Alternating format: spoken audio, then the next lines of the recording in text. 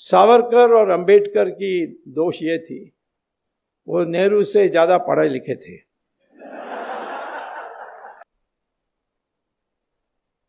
अब जवाहरलाल नेहरू का प्रॉब्लम क्या था, वो गए थे लंदन, फिर वहां से कैम्ब्रिज में जाकर दाखिल की, एडमिशन ली और फिर फेल हो गए। नेहरू परिवार में किसी ने भी आज तक कॉलेज की डिग्री प्राप्त नहीं की, सब फेल हुए हैं। एक बार सोनिया ने लिख दी अपने इलेक्शन एफिडेविट में कि studied in the university of Cambridge and got a degree in English. मैंने फिर जब वहाँ गया था लेक्चर देने के लिए कैम्ब्रिज यूनिवर्सिटी में, मैंने पूछा कि कैसे स्टूडेंट थी, उन्होंने कहा यहाँ स्टूडेंट कभी नहीं थी। मैंने कहा लिख कर दोगे, लिख कर दिया। उस समय मनोहर जोशी स्पीकर थे, तो मैंने उनको दिया कि देखिए इन्होंने ऐसा किया, तुम्हारे लोकसभा हुज हू में भी यही बात लिखी है, तो उनको पूछो। तो मेरी चिट्ठी जो मैं लेकर आया उसको भेजा और सोनिया का जवाब आया कि खेद है, ये प्रिंटिंग मिस्टेक है, टाइपिंग मिस्टेक के कारण प्रिंटिंग मिस्टेक हो गया है। तो साहब मनोहर जोशी ने पूछा अब क्या करें, मैंने कहा इसको Guinness book of world record को भेज दो, longest typing mistake in history.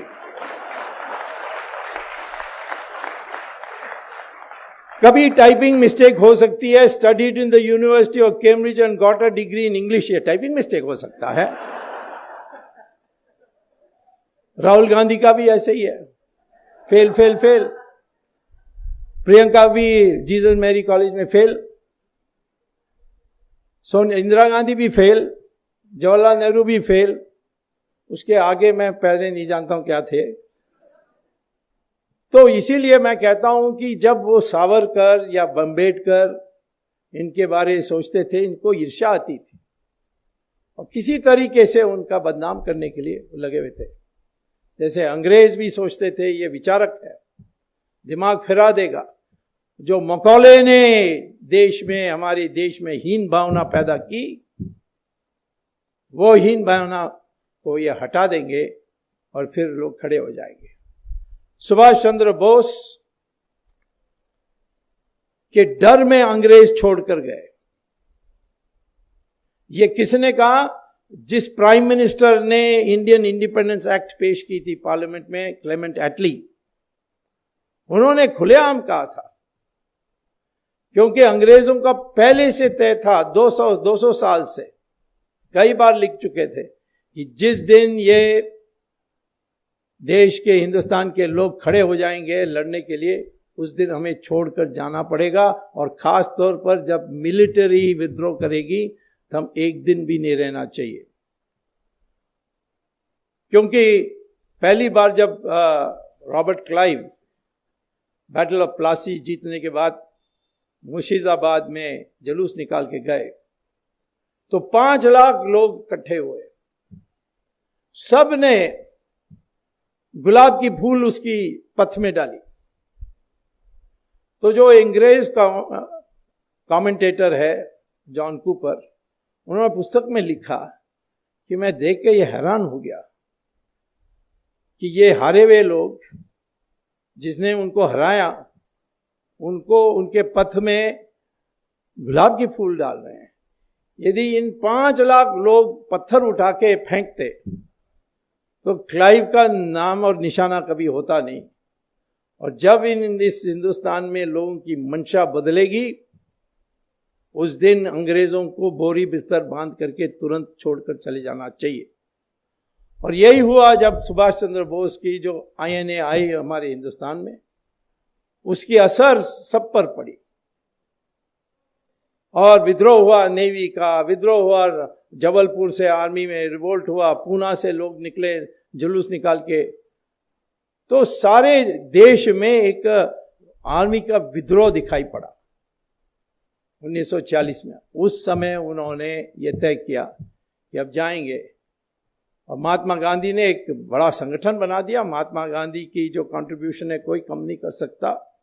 उन्होंने जो कांग्रेस पार्टी सिर्फ कॉकटेल पार्टी जैसे थी, उसको बढ़ाकर उन्होंने मास बेस्ड पार्टी किया था।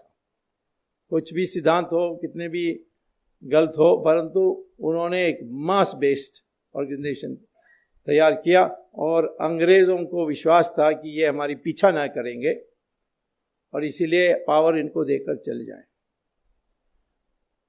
गांधी ने सारे पीसीसी प्रेसिडेंट को बुलाई और कहा कि किसको बनाना चाहिए कांग्रेस प्रेसिडेंट, क्योंकि वही बनने वाला था प्राइम मिनिस्टर। तो 15 में 14 ने कहा सरदार पटेल, एक ने गांधी के पटाभी सीतारामन ने कहा कि जवाहरलाल नेहरू को बनाना चाहिए। और गांधी ने सरदार पटेल को कहा तुम मत बनो, जवाहरलाल नेहरू के लिए कंसीड कर दो। तो जिसको मेजॉरिटी नहीं थी, मेजॉरिटी क्या, एक ही यस था पीसीसी प्रेसिडेंट्स में, उसको अध्यक्ष बनाया और वो प्रधानमंत्री बने। अन्याय हुआ सरदार पटेल के साथ। बाद में गांधी ने मोरारजी देसाई को बताया, मोरारजी देसाई ने मुझे बताया कि गांधी ने कहा कि यदि मैं जवाहरलाल को नहीं बनाता तो ये विद्रोह करते हैं और अंग्रेज उसी बहाना में छोड़कर नहीं जाते। मेरा इरादा था कि जैसे बन जाएं और अंग्रेज चले जाएं, फिर मैं दूसरा कदम उठाऊंगा जिससे सरदार पटेल के लिए मौका मिलेगी। और वो उनकी जो प्राइवेट सेक्रेटरी हैं गांधी जी की, उन्होंने पुस्तक लिखा है last will and testament of Gandhi, Mahatma Gandhi.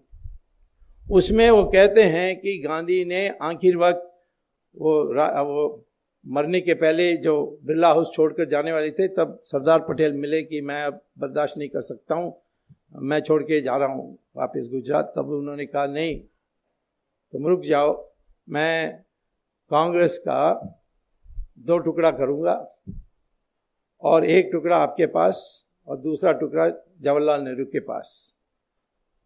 आपको पता है कि 90% तो सरदार पटेल के साथ ही जाती, और इसीलिए रुक जाओ। और वो गए और उनकी हत्या हुई और फिर ये इतिहास में सारा चीज बदल गई। और उसमें जवाहरलाल नेहरू ने एक तो अफवाहें उड़ाई कि सरदार पटेल ने लापरवाही दिखाई होम मिनिस्टर होने के बावजूद, और उन पर संदेह, आरएसएस पर बैन।